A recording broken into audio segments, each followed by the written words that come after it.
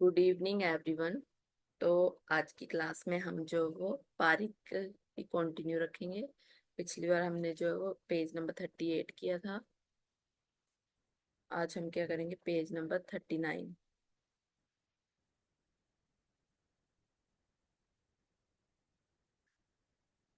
पहला क्या है, सर्व वह संज्ञा किसे दी गई है। तो जो आचार्य सुश्रुत जी हैं, उन्होंने सर्व वह संज्ञा किसको दी है, सिरा को। क्वेश्चन आएगा कि सर्व वह संज्ञा किसको दी गई है, पहला। दूसरा किसने दी है, सुश्रुत जी ने। उसके बाद जीवन साक्षिणी संज्ञा धमनी को दी गई है। तो अब इसके रिलेटेड बहुत से क्वेश्चन बनते हैं। पहला तो जीवन साक्षिणी संज्ञा किसको दी गई है, धमनी को। किसने दी है, शार्ंगधर जी ने। देखो साथ साथ ही इधर ही ऐड कर लेना, क्योंकि लास्ट में जाके रिवीजन करेंगे। तब हमें जो है वो हर बुक खोलने की जरूरत नहीं है, जब मटेरियल एक ही साथ इकट्ठा होगा। अब इसके साथ साथ लिखेंगे, जीव साक्षिणी आ गया। अब इसके रिलेटेड है जीव धारिणी, जीव धमानी, जीवा आयतन, जीव, जीव शोणित। तब इनके बारे में पढ़ेंगे, ये किस किस को कहते हैं। तो पहले तो आ जाएगा जीव। लिखोगे जीव। तो जीव किसको कहते हैं, आत्मा को। जीव किसको कहते हैं, आत्मा को। दूसरा है जीवा आयतन। तो जीवा आयतन किसको कहते हैं, आयतन। जीवा आयतन कहते हैं हम स्त्रोतस को। जीव साक्षिणी धमनी हो गई, जीव आत्मा हो गई, जीवायतन क्या हो गया, हमारा स्त्रोतस। अब है जीव धारिणी और जीव धमानी। तो जो जीव धारिणी और जीव धमानी है, वो हम किसको कहते हैं, दोनों ही मर्म के लिए टर्म यूज की गई है। लिखोगे जीव धारिणी, एक है धारिणी और एक है धमानी।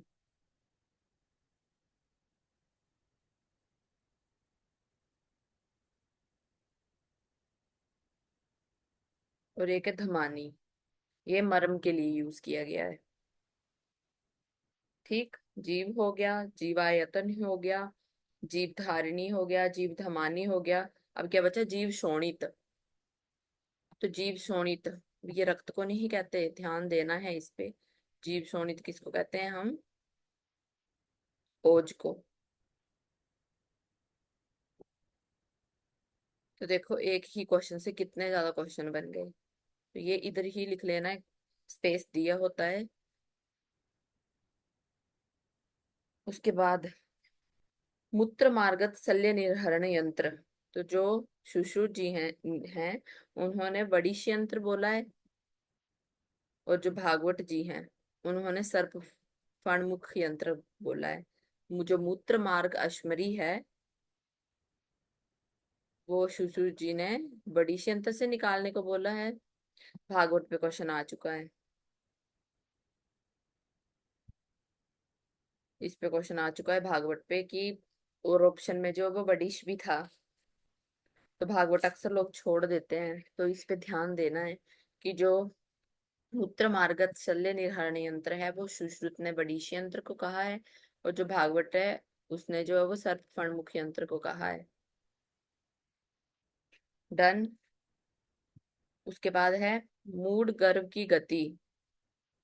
तो मूड गर्भ की गति कितनी होती है, 8। और अब ये तो किसकी दी गई है, हमारी सुश्रुत जी की। ये किसकी है, सुश्रुत जी की। अब अष्टांग संग्रह की लिखेंगे, अष्टांग संग्रह ने कितनी गतियां मानी है।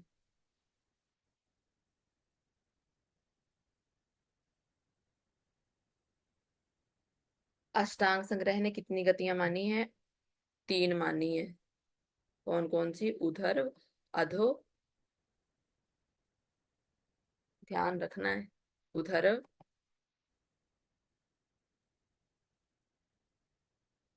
अब अधो मैंने बोल दिया, अब सारे उधर और अधो समझेंगे। तो अधो नहीं है, उधर्व, तिर्यक और नियुब्ज। उधर्व,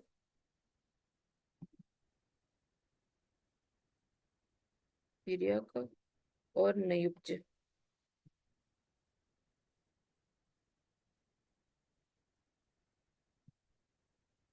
ये होगी अष्टांग संग्रह की। और सुश्रुत की कितनी है? 8।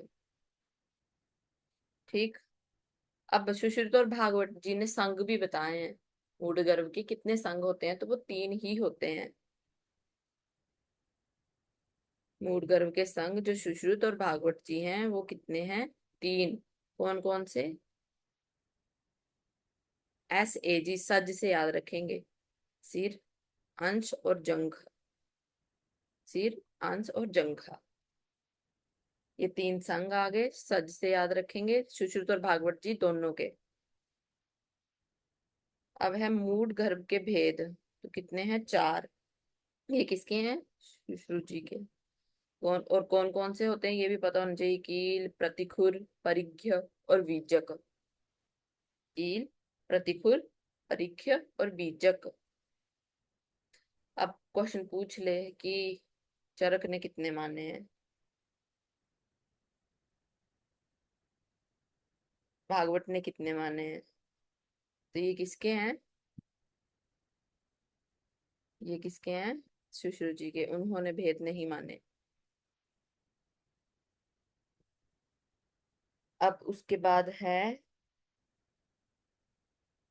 ये तो देखो भेद आगे। अगर पूछे मूढ़ गर्भ की संख्या, तो मूढ़ गर्भ की संख्या में क्या लगेगा? देख, संख्या असंख्य। अगर संख्या से क्वेश्चन पूछेगा मूढ़ गर्भ की संख्या कितनी है, तो संख्या से याद रखेंगे संख्या असंख्य। ठीक। भेद 4, संख्या असंख्य। अब उसके बाद है बाल ग्रह। तो चरक ने वर्णन नहीं किया है।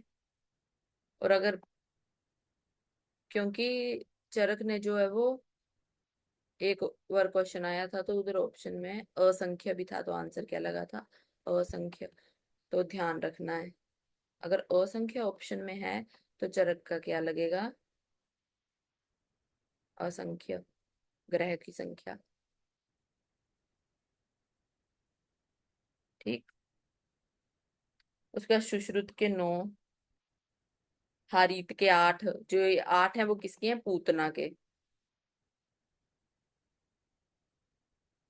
ये मैंने आपको क्लास में कराया था ना, इसका कोड भी, वहां एक बार देख लेना। लारी बाकू, ऊपर से ऐसा था कोड। ऐसे संख्या इंपॉर्टेंट है, नाम इतने नहीं है। उसके बाद है काश्यप। काश्यप जी के कितने हैं? 10। ओके।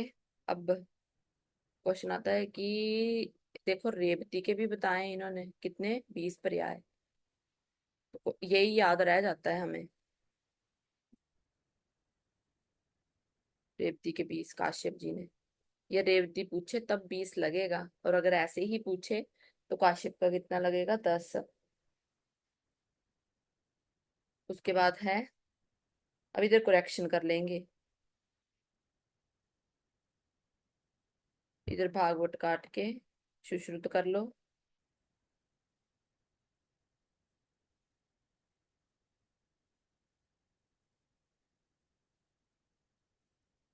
ठीक।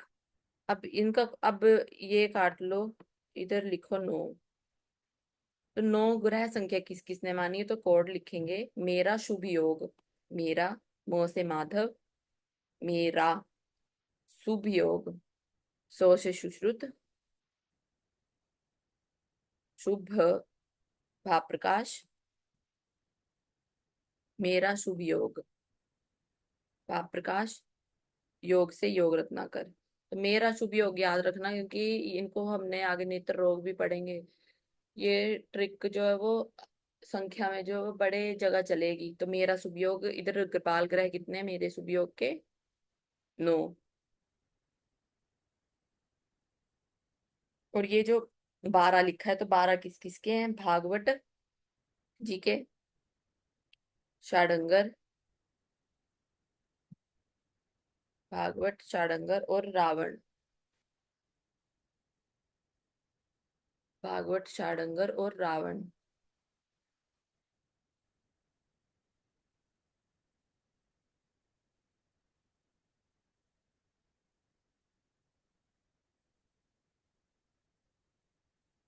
ठीक है।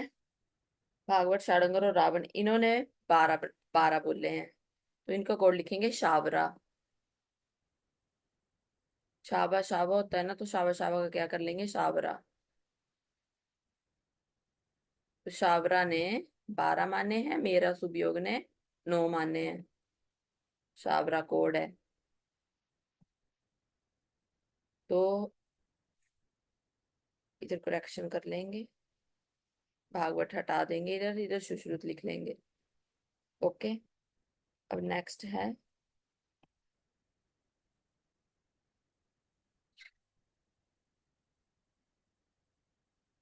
त्रिरात्रम परम तस्य जंतु जीवितम कथन, ये किसके संदर्भ में कहा गया है? तो जो 3 रात्रि में बताया गया है कि जिसकी जो है वो मृत्यु हो जाती है, तो वो किस किस के लिए आया है? चरक ने रोहिणी के लिए कहा है। अब देखो, ये हम आगे 3 रात्रि अगर श्लोक में आए, तो देखो 3 रात्रि में रोहिणी का भी होता है और शंखक का भी होता है। पर यूपी एमओ में, ये यूपीपीएससी में क्वेश्चन आ चुका है, वहां रोहिणी भी था और शंखक भी था। तो देखो, जो जीव जंतु होते हैं, जब वो काट लेते हैं तो घाव बन जाता है, तो हम उन घावों का क्या करते हैं, रोहण, रोपण। तो ये ऐसे याद रखना है कि हमने जो है वो जंतुओं का रोहण करना है। तो जंतु अगर श्लोक में हुआ, तो रोहण मतलब रोहिणी आंसर जाएगा।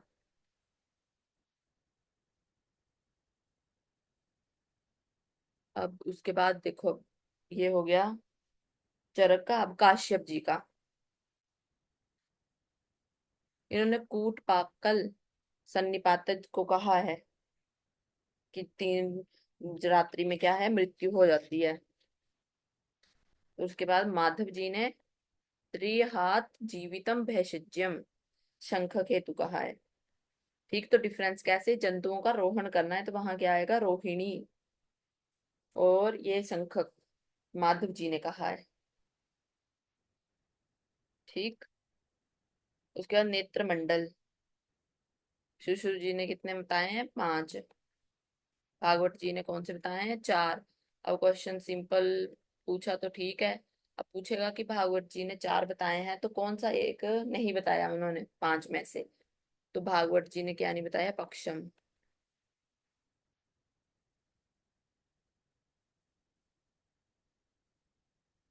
भागवत जी ने क्या बताया है, पक्षम।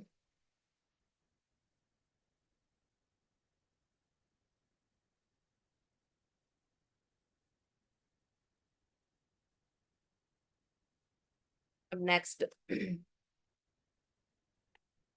देखो, ये इधर से, अब हमने पीछे 39 पेज किया था, वहां एमडी 2024 में से 2 क्वेश्चन पूछ लिए थे। अब ये क्वेश्चन 2023 में आया था कि नाभि और हृदय के मध्य गोपुच्छाकार उभार होता है, उसे क्या कहते हैं हम, बद्ध गुदोदर का लक्षण है। ये एमडी 2023 का क्वेश्चन है। तो देखो, हर पेज को अगर ऐसे ही करोगे कि मतलब उसके आसपास की हर चीज एक साथ लिखोगे, बाद में ना नोट्स पकड़ने की जरूरत है ना संहिता पकड़ने की जरूरत है, रीडिंग इधर से हो जाएगी। और आजकल तो पेपर भी ऐसे आ रहे हैं कि आयुर्वेद के साथ साथ मॉडर्न पे भी फोकस करना जरूरी है, जीके पे भी फोकस करना जरूरी है। तो जो ऐसे करके पढ़ेगा हर पेज को डिटेल में, उसको दिक्कत नहीं आने वाली है, आसानी से हो जाएगा। अब उसके बाद नेक्स्ट है नाभि के नीचे गोपुच्छाकार उभार, तो इसको क्या कहते हैं, परिस्रावोदर, और जिसको छिद्रोदर भी कहते हैं। तो एक फेमस क्वेश्चन है छिद्रोदर का कि किस किस किस्सा में हम स्वेदन नहीं कराते? तो छिद्रोदर जो होता है उसमें हम स्वेदन नहीं कराते हैं। ठीक। अब ध्यान रखना कि ये पूछ लिया था, अगली बार ये भी पूछ सकता है। तो हर पेज, पहले 80 पेज का, तो हर पेज इंपॉर्टेंट है विद डिटेल। उसके बाद है मूषकवत आकृति, ये गलगंड का सामान्य लक्षण है। देखो अब गलगंड और मेदोज गलगंड भी कंफ्यूज करता है। अब दे देगा मूषकवत आकृति किसका है, वातज का, कफज का, मेदज का, क्योंकि पित्तज गलगंड तो होता नहीं है। किन्हीं आचार्यों ने माना ये भी कि क्वेश्चन ये भी आएगा किस आचार्य ने माना है, पित्तज गलगंड का भेद किस आचार्य ने माना है। मैंने आपको कराए थे, दो तीन आचार्य लिखाए थे, आप बताएंगे ये। उसके बाद है अलाबुबत, ये है मेदोज का। अलाबू है मेदोज का। अगर मुश्क पूछे तो मेदोज नहीं लगाना है, तो सामान्य, या तो ऐसे आएगा क्वेश्चन वात कफ और मेद या ऑल ऑफ द अबव, तो आंसर किया जाएगा ऑल ऑफ द अबव, क्योंकि ये सामान्य लक्षण है, सभी में मिलेगा ये। सिर्फ जो अलाबू वत है वो हमें मेदोज गलगंड में मिलेगा। उसके बाद है आदमान की चिकित्सा। तो आदमान में चिकित्सा क्या करते हैं हम, फलवर्ती। आदमान में क्या, फलवर्ती का यूज करते हैं हम। और फलवर्ती का यूज कहाँ कहाँ करते हैं, एक उदावृत्त में भी करते हैं। ओके। उसके बाद प्रत्याद्यमान। प्रत्याद्यमान में क्या है, वमन। अब आद्यमान तो ठीक है, प्रत्याद्यमान मतलब उल्टा। तो आद्यमान नीचे से होता है, प्रत्यय मतलब उल्टा, तो उल्टे में हम क्या करा देंगे, वमन। अब नूतन गूगल है।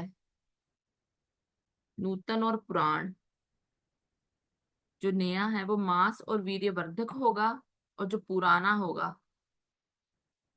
वो मांस और वीर्य क्षपण करने वाला होगा। ठीक। और इस आचार्य ने कहा है कि गूगल को लंबे समय तक लेंगे तो वो कलेब्य उत्पन्न करता है। तो भागवत जी ने कहा है अगर गूगल को हम लंबे समय तक लेंगे तो वो कलेब्य उत्पन्न करता है। कितने क्वेश्चन बन गए इससे, न्यूटन क्या करता है, पुराण क्या करता है, किस आचार्य ने कहा है कि लंबे समय तक लेंगे तो क्या होगा, तो भागवत जी ने, कलेब्य। उसके बाद अभ्यंग। अभ्यंग क्या करता है, वा कफ वात शामक होता है। वात रोगों में तो पता ही है मसाज देते हैं। तो कफ वात शामक, मतलब ऐसे कर लेना, अभ्यंग जो है वो हम मसाज करने पड़ती है जब स्थिति क्या हो जाती है हमारी बहुत खराब। बहुत खराब मतलब बीके, बहुत खराब बात और कफ में अभ्यंग। उसके बाद है उदोवर्तन।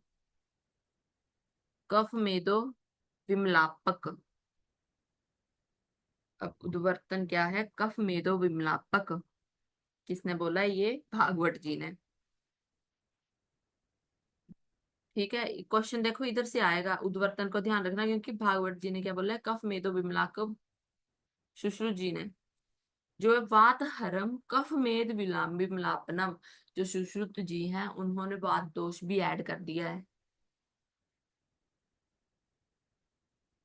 तो ये किसका दिया गया है, इधर भागवत जी का लिखा है। और सुश्रुत में हम बात भी जोड़ लेंगे।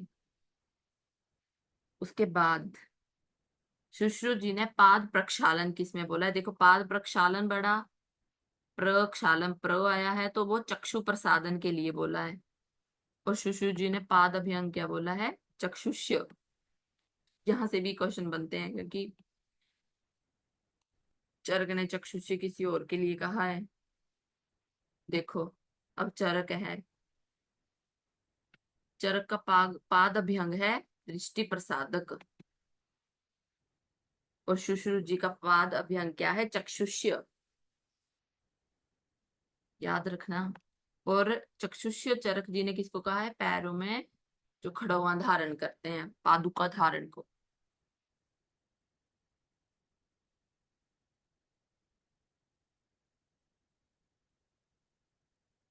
ओके।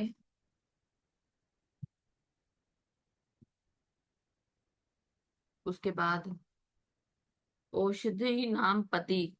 तो औषधियों का पति किसको कहा गया है, सोम को। और और औषधि अधिपति किसको कहा गया है, चंद्रमा को। तो औषधि नाम पति सोम, और अधिपति चंद्रमा को। अब औषध की रानी किसको कहा गया है? तो औषधि की रानी किसको कहा गया है? तलाशा को।